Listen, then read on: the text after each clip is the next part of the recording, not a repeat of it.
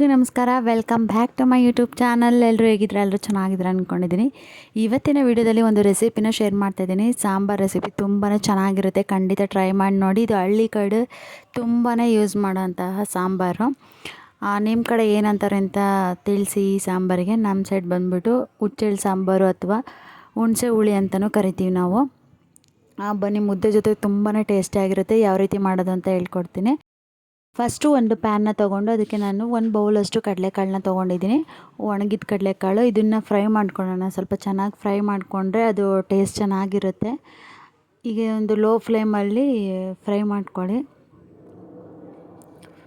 ಕಡಲೆಕಾಳು ಸಿಹಿಯಾಗಿರಬಾರ್ದು, ಒಣಗಿರಬೇಕು, ಆವಾಗಲೇ ಅದ್ರದ್ದು ಟೇಸ್ಟ್ ಚೆನ್ನಾಗಿ ಬರೋದು.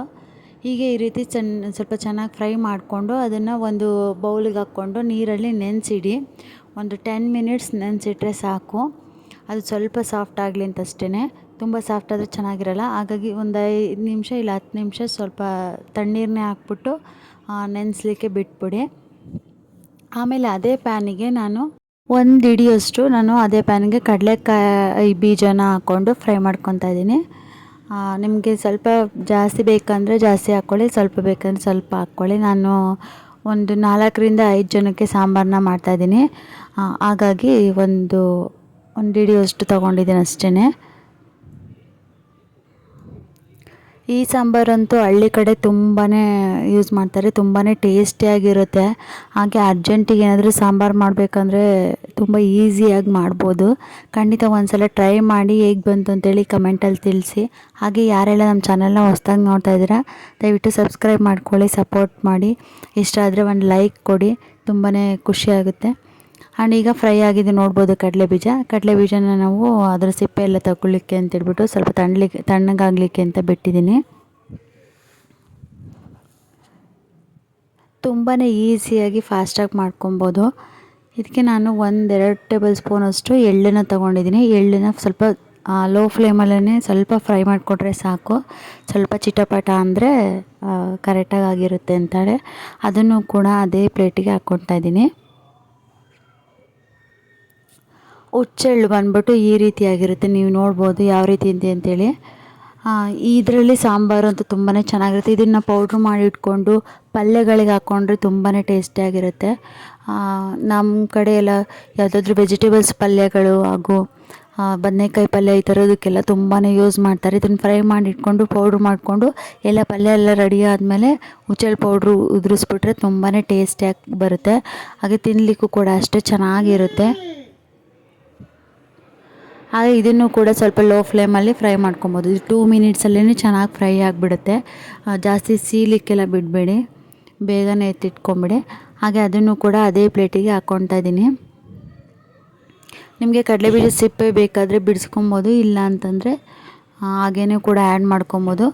ಹಾಗೆ ನಾನು 1-2 ಸ್ಪೂನಷ್ಟು ರೈಸ್ನ ತೊಗೊಂಡಿದ್ದೀನಿ. ರೈಸ್ನ ಕೂಡ ಸ್ವಲ್ಪ ತಿಕ್ನೆಸ್ ಬರಲಿ ಸಾಂಬಾರು ಅಂತ ಹೇಳ್ಬಿಟ್ಟು ಅದನ್ನು ಕೂಡ ಹಾಕ್ಕೊಂಡು ಸ್ವಲ್ಪ ಲೋ ಫ್ಲೇಮಲ್ಲೇ ಫ್ರೈ ಮಾಡ್ಕೊತಾ ಇದ್ದೀನಿ. ಇದೆಲ್ಲನೂ ಕೂಡ ತಣ್ಣಗಾಗಲಿಕ್ಕೆ ಇಟ್ಬಿಟ್ಟು ಆಮೇಲೆ ಇದನ್ನು ಮಿಕ್ಸಿ ಮಾಡ್ಕೊಬೇಕು. ಈಗ ನೋಡ್ಬೋದು ನೀವು, ಅದು ತಣ್ಣಗಾಗಿದೆ. ಎಲ್ಲ ಐಟಮ್ಸು ಕೂಡ ತಣ್ಣಗಾದ್ಮೇಲೆ ನಾವು ಮಿಕ್ಸಿ ರುಬ್ಕೊಳ್ಳೋಣ. ಹಾಗೆ ನಾನು ಒಂದು 7ರಿಂದ 8 ಅಷ್ಟು ಬೆಳ್ಳುಳ್ಳಿನ ಬಿಡಿಸಿಟ್ಕೊಂಡಿದ್ದೀನಿ. ಹಾಗೆ ಒಂದು ಸ್ವಲ್ಪ ಹುಣಸೆಹಣ್ಣು, ಹಾಗೆ ಒಂದು ಈರುಳ್ಳಿನ ಕಟ್ ಮಾಡಿ ಇಟ್ಕೊತಾ ಇದ್ದೀನಿ. ಈಗ ಮಿಕ್ಸಿ ಜಾರಿಗೆ ನಾವೇನು ಬೆಳ್ಳುಳ್ಳಿ ಸಿಪ್ಪೆನ ಬಿಡಿಸಿಟ್ಕೊಂಡಿದ್ವಿ ಆ ಬೆಳ್ಳುಳ್ಳಿನೂ ಕೂಡ ಆ್ಯಡ್ ಮಾಡಿಕೊಂಡು ಒಂದು ಸ್ವಲ್ಪ ಹುಣಸೆಹಣ್ಣು ಕೂಡ ಹಾಕ್ಕೊಂಡಿದ್ದೀನಿ ಹುಳಿಗೆ ಅಂತೇಳಿ. ಹಾಗೆ ನಾವು ಹುರಿದಿಟ್ಕೊಂಡಿರೋವಂಥ ಐಟಮ್ಸ್ ಎಲ್ಲನೂ ಕೂಡ ಮಿಕ್ಸಿ ಜಾರಿಗೇ ಹಾಕ್ಕೊತಾ ಇದ್ದೀನಿ. ಈಗ ಇದಕ್ಕೆ ಖಾರಕ್ಕೆ ಅಂತ ಹೇಳ್ಬಿಟ್ಟು ಖಾರದ ಪುಡಿನ ಹಾಕ್ಕೊತಾ ಇದ್ದೀನಿ 1 ಸ್ಪೂನಷ್ಟು.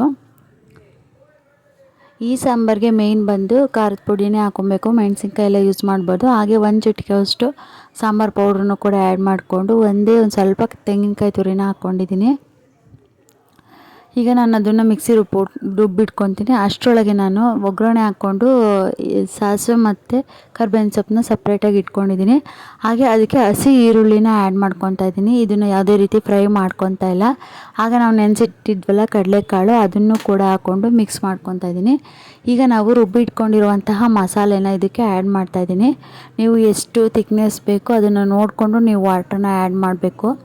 ತುಂಬಾ ಟೇಸ್ಟಿಯಾಗಿ ಬರುತ್ತೆ. ಹಾಗೆ 1 ಟೇಬಲ್ ಸ್ಪೂನಷ್ಟು ಸಾಲ್ಟ್ನೂ ಕೂಡ ಹಾಕ್ಕೊಂಡು ಮಿಕ್ಸ್ ಮಾಡ್ಕೊಳ್ಳಿ. ನಿಮಗೆ ರುಚಿಗೆ ತಕ್ಕಷ್ಟು ಉಪ್ಪು ಎಷ್ಟು ಬೇಕೋ ಅಷ್ಟನ್ನ ಆ್ಯಡ್ ಮಾಡಿಕೊಂಡು ನೀರನ್ನ ನೋಡಿಕೊಂಡು ಹಾಕ್ಕೊಳ್ಳಿ. ನೋಡ್ಬೋದು ನೀವು ಯಾವ ರೀತಿ ಬಂದಿದೆ ಅಂತ. ಈ ಕನ್ಸಿಸ್ಟೆನ್ಸಿಗೆ ಬಂದರೆ ತುಂಬ ಚೆನ್ನಾಗಿರುತ್ತೆ. ಲಾಸ್ಟಲ್ಲಿ ಸ್ವಲ್ಪ ಕೊತ್ತಂಬರಿ ಸೊಪ್ಪನ್ನು ಉದುರಿಸ್ಕೊಂಡ್ರೆ ಟೇಸ್ಟ್ ತುಂಬಾ ಚೆನ್ನಾಗಿರುತ್ತೆ. ಖಂಡಿತ ಟ್ರೈ ಮಾಡಿ ನೋಡಿ.